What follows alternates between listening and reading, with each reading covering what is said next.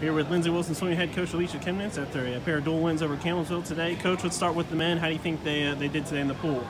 Oh, we did pretty well. We have a few of our top guys out with the flu or flu-like symptoms, so we had to kind of shuffle the lineup at the last minute. But with that said, I think they did well in the events that they had. Everybody's tired right now. We're coming off really hard training from January when school was out, so everybody's a little beat up, but that's okay. It's to be expected. So.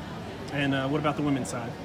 Women did great. Very strong swims from the ladies today. I mean, we swept Campbellsville, so we won every single event. So that doesn't happen very often. So when it does, you kind of brag it up. So very proud of the women, and the men did great too. It's just, again, we have a few people out sick, so we had to people were swimming outside their comfort zone in a few events. So.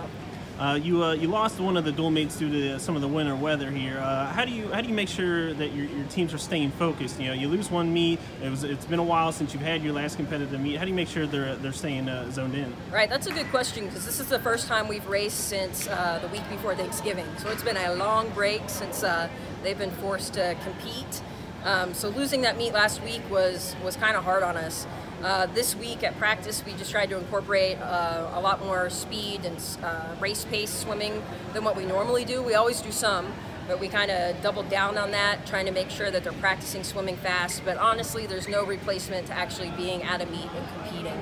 So it's kind of unfortunate we lost that opportunity, but happy overall with today.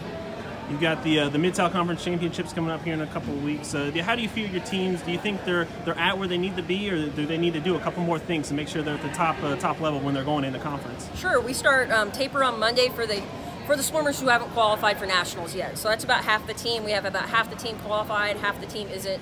So half the team will start taper. The national qualifiers who already have their cuts are going to swim through and keep practicing hard.